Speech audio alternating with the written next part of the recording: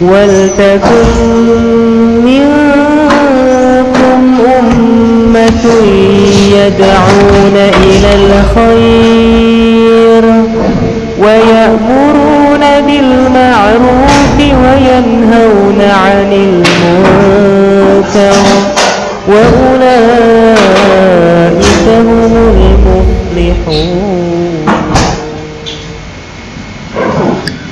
Assalamualaikum warahmatullahi wabarakatuh. Alhamdulillahi rabbil alamin. Asyhadu an la ilaha illallah wahdahu la syarikalah wa asyhadu anna Muhammadan abduhu wa rasuluh. Allahumma sholli ala Muhammadin wa ala alihi wa ashabihi ajmain. Amma ba'd. Alhamdulillah, kita kembali dipertemukan oleh Allah Subhanahu wa taala pada kuliah Al-Islam Kemuhammadiyahan 1 dengan tema studi tentang hadis. Kali ini kita akan lanjutkan dengan sejarah hadis pada zaman tabi'in, yaitu zaman setelah para sahabat. Kalau pada pertemuan kita yang lalu kita sudah sedikit menyampaikan tentang hadis di zaman Rasulullah Sallallahu Alaihi Wasallam dengan para sahabat. Untuk pembahasan kita selanjutnya, insya Allah kita akan lanjutkan dengan pembahasan hadis pada masa tabi'in. Pada era tabi'in, keadaan sunnah atau hadis tidak jauh berbeda dari era sahabat. Namun pada masa ini Al-Quran telah dikodifikasi dan disebarkan ke seluruh negeri Islam. Maka tabi'in dapat memfokuskan diri dan mempelajari sunnah daripada sahabat. Kemudian yang diperoleh tabi'in, ya, karena sahabat Nabi Muhammad sallallahu alaihi wasallam itu telah menyebar ke seluruh penjuru dunia Islam, sehingga mereka sudah mendapatkan informasi tentang sunnah. Nah, ada pusat-pusat pembinaan hadis. Tercatat ada beberapa kota sebagai pusat pembinaan dalam periwayatan hadis, sebagai tempat tujuan para tabi'in dalam mencari hadis. Kota-kota tersebut ialah Madinah Al-Munawwarah, Mekah Al-Mukarramah, Kufah, Basrah, Syam, Mesir, Maghrib, dan Andalusia, Yaman dan Khurasan. Ada beberapa orang yang meriwayatkan hadis pada kota-kota tersebut, antara lain Abu Hurairah, Abdullah bin Umar, Anas bin Malik, Aisyah, Abdullah ibnu Abbas, Jabir ibnu Abdillah, dan Abi Sa'id Al-Khudri. Pusat pembinaan pertama adalah Madinah, karena disinilah Rasulullah SAW menetap setelah hijrah, dan Rasulullah juga membina masyarakat Islam yang di dalamnya terdiri atas muhajirin dan ansar. Para sahabat yang menetap di sini diantaranya Khulafa Rasyidin, Abu Hurairah, Siti Aisyah, Abdullah bin Umar, dan Abu Sa'id Al-Khudri, dengan menghasilkan para pembesar Suhri, Ubaidillah ibnu Uqbah ibnu Mas'ud, dan Salim ibnu Abdillah ibnu Umar. Nah, tabi'in seperti Sa'id ibnu Musayyab, Urwah ibnu Subair, ibnu Syihab Al-Suhri. Nah, di antara ulama hadis yang menghimpun hadis pada masa ini adalah Ibnu Juraij, wafat tahun 1550 Hijriah di Mekah. Al-Azwazai di Syria, ya, wafat tahun 159 Hijriah. Sufyan At-Sawiri di Kufa, wafat tahun 1600 161 Hijriah. Kemudian Imam Malik Al-Muwattihah di Madinah, wafat tahun 174 Hijriah, dan lain-lain.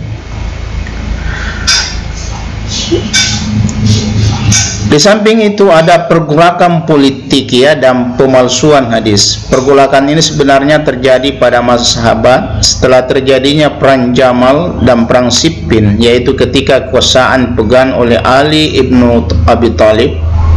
Akan tetapi akibatnya cukup panjang dan berlarut dengan terpecahnya umat Islam ke dalam beberapa kelompok, yaitu Khawarij, Syiah, Muawiyah, dan golongan mayoritas yang tidak masuk ke dalam ketiga kelompok tersebut. Nah, dari pergolakan politik ini kemudian ya menimbulkan pengaruh negatif, yakni dengan munculnya hadis-hadis palsu, maudhu, untuk mendukung kepentingan politiknya masing-masing dan untuk menjatuhkan posisi lawan-lawannya. Sedangkan pengaruh positifnya ialah lahirnya rencana dan usaha yang mendorong diadakannya kodifikasi atau tadwin hadis sebagai upaya penyelamatan dan pemusnahan dan dari pemalsuannya sebagai akibat adanya pergolakan politik. Nah, di samping itu ada perkembangan pembukuan hadis. Perkembangan pembukuan hadis pada masa tabi'in ada 3 bentuk, yaitu musnad, yaitu menghimpun semua hadis dari tiap sahabat tanpa memperhatikan masalah atau topiknya, ya, tidak per bab seperti fikih, dan kualitas hadisnya ada yang sahih, hasan, dan dhaif. Kemudian al-jami', yaitu teknik pembukuan hadis yang mengakumulasi 9 masalah, yakni ya qaid, hukum, perbudakan, riqat, ya, adab, makan minum, tafsir, tarik, dan sejarah. Sifat-sifat akhlak, ya, sama'il, fitnah, dan sejarah munaqib. Sunan, yaitu teknik menghimpun hadis ya secara bab seperti fikih. Setiap bab memuat beberapa hadis dalam satu topik, seperti Sunan An-Nasa'i, Sunan Ibnu Majah, Sunan Abu Daud. Nah, di dalam kitab ini ada yang sahih, hasan, dan dhaif, tetapi tidak terlalu dhaif seperti hadis munkar. Kemudian ada masa kodifikasi hadis. Nah, kodifikasi dalam bahasa Arab itu dikenal dengan al-tadwin, yang berarti codification, yaitu mengumpulkan dan menyusun. Secara istilah, ya, kodifikasi adalah penulisan dan pembukuan hadis Nabi Muhammad SAW secara resmi, ya, berdasar perintah khalifah dengan melibatkan beberapa personil yang ahli dalam masalah ini, bukan yang dilakukan secara perorangan atau untuk kepentingan pribadi. Dengan kata lain, kodifikasi hadis atau tadwin hadis adalah penghimpunan, penulisan, dan pembukuan hadis Nabi atas perintah resmi dari penguasa negara atau khalifah waktu itu, bukan dilakukan atas inisiatif sendiri. Tujuannya tentu untuk menjaga hadis Nabi dari kepunahan dan kehilangan, baik karena banyaknya periwayat penghafal hadis yang meninggal, maupun karena adanya hadis palsu yang dapat mengacau balaukan keberadaan hadis-hadis Nabi Muhammad. Jadi, kodifikasi hadis di sini adalah penulisan, penghimpunan, dan pembukuan hadis Nabi Muhammad yang dilakukan berdasar perintah resmi Khalifah Umar ibnu Abdul Aziz, Khalifah ke-8 Bani Umayyah, yang kemudian kebijakannya itu ditindaklanjuti oleh para ulama di berbagai daerah hingga pada masa berikutnya.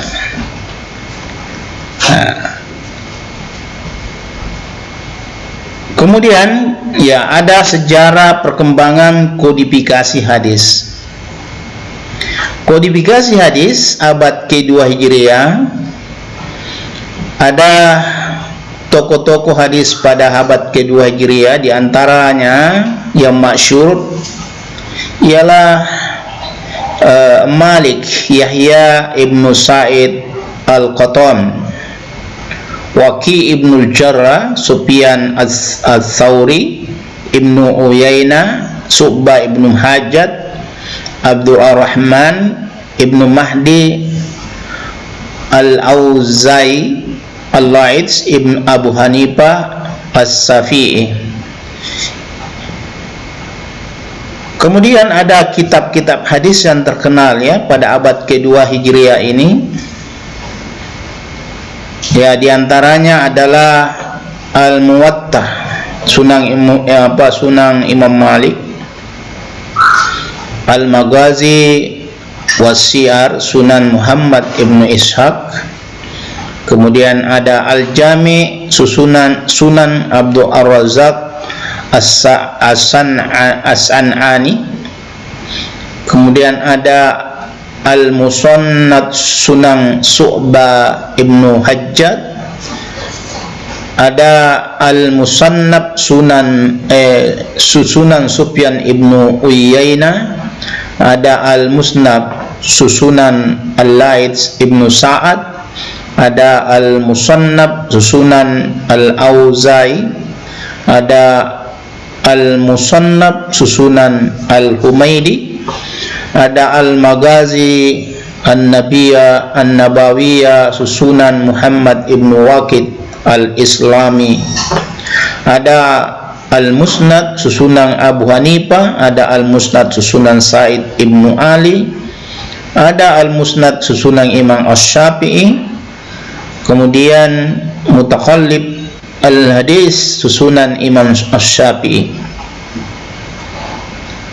Nah, kedudukan dan keadaan kitab-kitab hadis pada abad kedua Hijriah ya.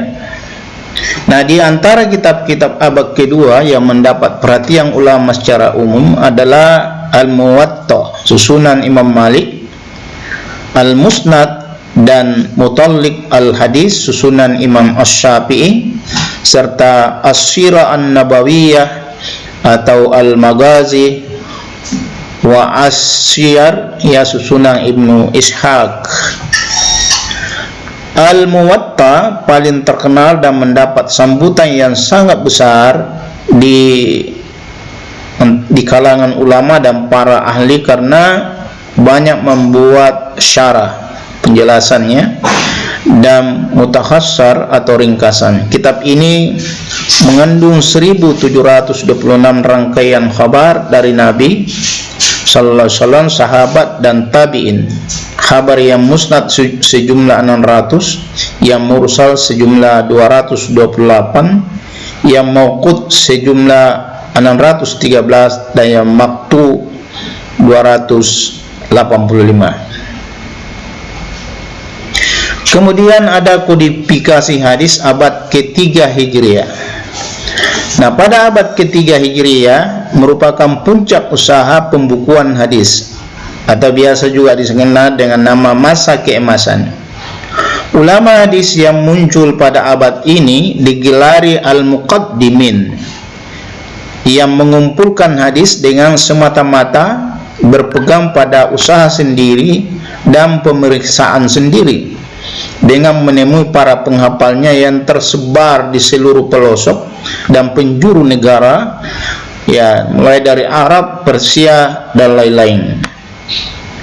Nah, ada beberapa tokoh yang ya pada abad ketiga Hijriah, ya, diantaranya ialah Ali ibnu Al-Madini, Abu Hatim Ar-Razi, Muhammad ibnu Jaril At-Tabari, Muhammad ibnu Sa'id, Ishaq ibnu Rahawai, Ahmad Al-Bukhari,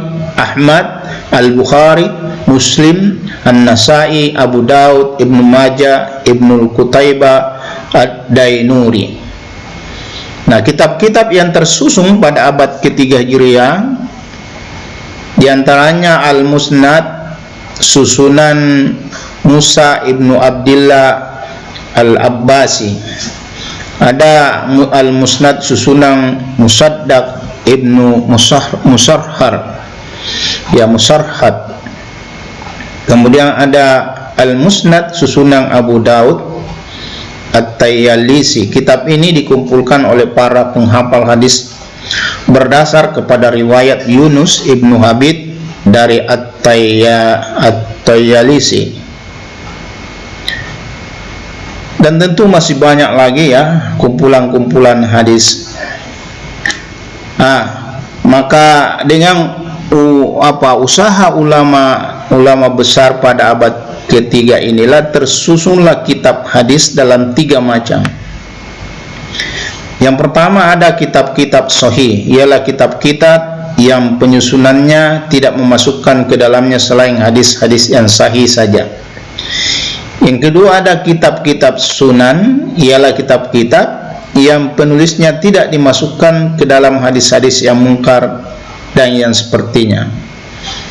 Kemudian yang ketiga kitab-kitab musnad, ialah kitab-kitab yang penyusunannya memasukkan ke dalamnya segala rupa hadis-hadis yang diterima dengan tidak menyaring dan tidak menerangkan derajat-derajatnya. Oleh karena itu derajatnya ini ya berada di bawah derajat kitab sunan. Jadi kalau kita lihat ada 4 ya, ada kitab-kitab sahih, ada kitab-kitab sunan, ada kitab-kitab musnad, ya ada 3 ya. Pada masa ini ya tersusun ada 6 karya kitab hadis yang biasa disebut kutub al-sittah, yaitu Al-Jami Al-Sahih karya Imam Al-Bukhari, kemudian ada Al-Jami Al-Sahih karya Imam Muslim, ada Al-Sunan Abu Daud karya Abu Daud, kemudian ada Al-Sunan karya Tirmizi, Al-Sunan karya An-Nasai, dan Al-Sunan karya Ibnu Majah. Nah, kemudian kodifikasi hadis pada abad ke-4 sampai 7 Hijriah. Nah, pada masa ini adalah masa pemeliharaan, penertiban, penambahan dan penghimpunan, dan berlangsung sekitar 2,5 abad, yaitu antara abad ke-4 sampai abad pertengahan abad ke-7 Masehi. Nah, saat jatuhnya dinasti Abbasiyah ke tangan Hulagu Khan tahun 656 Hijriah, gerakan ulama hadis pada masa ini sebenarnya tidak jauh beda dengan gerakan ulama pada masa sebelumnya. Ada beberapa kitab-kitab yang tersusun pada abad ke-4 sampai 7 Hijriah. Ya, diantaranya kitab Shorah, ialah kitab hadis yang memperjelas dan mengomentari hadis tertentu yang sudah tersusun dalam beberapa kitab hadis sebelumnya. Kemudian ada kitab Mustakhrij, ya, Mustakhrij ialah kitab hadis yang metode pengumpulan hadisnya dengan cara mengambil hadis dari ulama tertentu lalu meriwayatkannya dengan sanad sendiri yang berbeda dari sanad ulama hadis tersebut. Kemudian ada kitab At-Taraf, ialah kitab hadis yang hanya memuat sebahagian matang hadis tetapi sanadnya ditulis lengkap. Kemudian ada kitab Mustadrak, ialah kitab yang memuat hadis-hadis yang memenuhi syarat-syarat Bukhari dan Muslim atau syarat salah satu dari keduanya. Kemudian ya ada kitab Jami, ialah kitab yang memuat hadis-hadis yang telah termuat dalam kitab-kitab yang telah ada. Ada beberapa toko-toko ya yang hadis pada abad ke-4 sampai 7 Hijriah.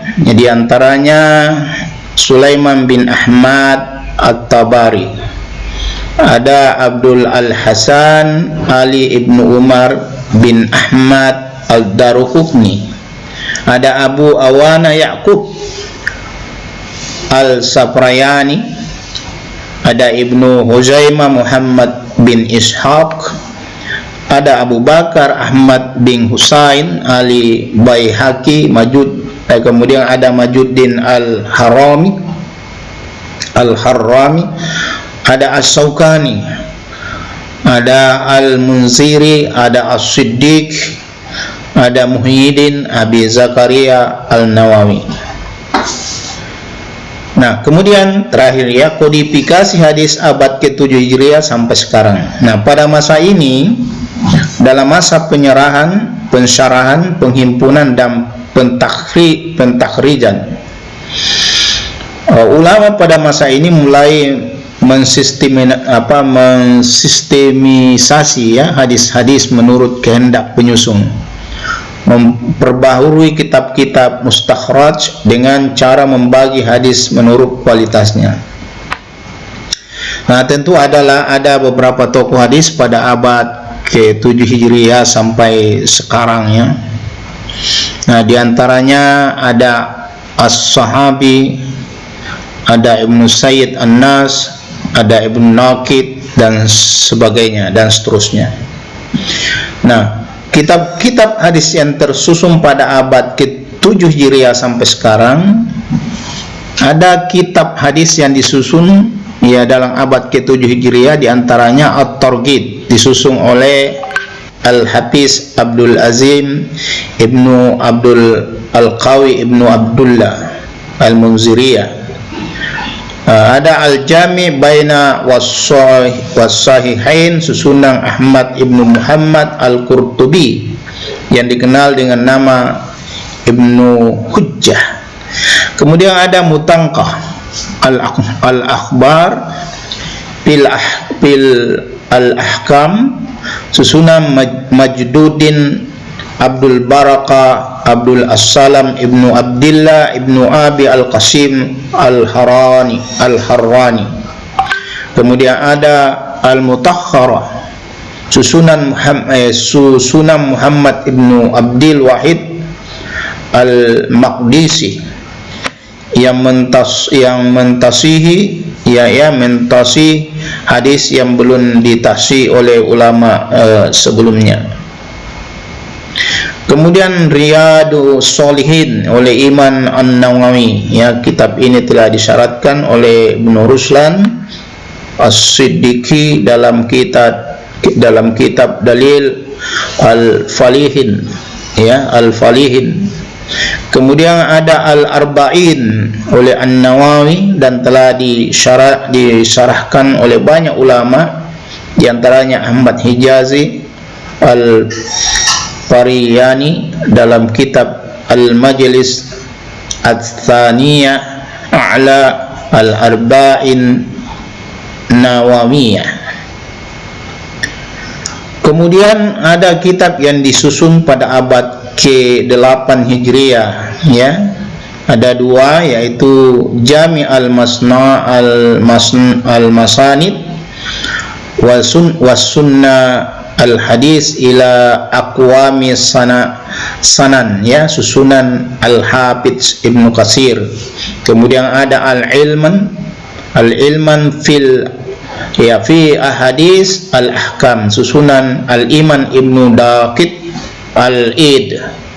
Kitab ini telah disyarahkan oleh penulisnya dalam kitabnya Al-Imam. Kemudian pada abad ke-10 Hijriah ya, ada beberapa hadis. Nah, selanjutnya ya, perkembangan pembukuan hadis. Perkembangan pembukuan hadis pada abad ke-4 sampai 6 Hijriah ya, diantaranya ada mu'jam ya, artinya penghimpunan hadis yang diperoleh berdasarkan nama sahabat secara abjad ya, seperti Al-Mu'jan Al-Kabir Sulaiman bin Ahmad At-Tabrani. Ada sahih ya, sahih artinya metode pembukuannya mengikuti metode pembukuan hadis Sahihain Bukhari dan Muslim yang hanya mengumpulkan hadis yang sahih saja menurut penulisnya, seperti Sahih Ibnu Hibban, Al-Basti ya, dan lain-lain.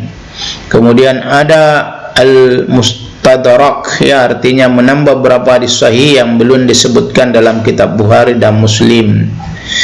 Kemudian ada sunan, yaitu metode penulisannya seperti kitab sunan ya abad sebelumnya. Ada syarah, yaitu penjelasan hadis baik yang berkaitan dengan sanad atau matannya. Kemudian ada mustakharaj, adalah seorang pengimpun hadis yang mengeluarkan beberapa buah hadis dari sebuah hadis seperti yang diterima dari gurunya sendiri dengan menggunakan sanad sendiri. Kemudian ada al-jam'u, ya gabungan dua atau berapa buku hadis menjadi satu buku. Al-jam'u bain as-sahihain yang ditulis oleh Ismail bin Ahmad yang dikenal dengan Ibnul Al-Furat. Nah, perkembangan penulisan hadis pada abad ini ya intinya adalah menyusun kembali kitab-kitab terdahulu secara tematik, baik dari segi matang dan sanadnya, untuk memudahkan umat Islam mempelajarinya. Nah, ada beberapa hadis ya di dalamnya. Saya kira kalau saya uraikan terlalu panjang, dan insya Allah nanti kita akan lanjutkan pada kuliah kita selanjutnya. Semoga bermanfaat ya. Mohon maaf atas segala kekurangan. Jika ada kebenaran, datangnya dari Allah. Jika ada kesalahan, datangnya dari saya pribadi. Semoga apa yang saya sampaikan ini bermanfaat. Nasrum minallahi wa fathul qarib wa basyiril mu'minin. Akhirul kalam. Wassalamualaikum warahmatullahi wabarakatuh.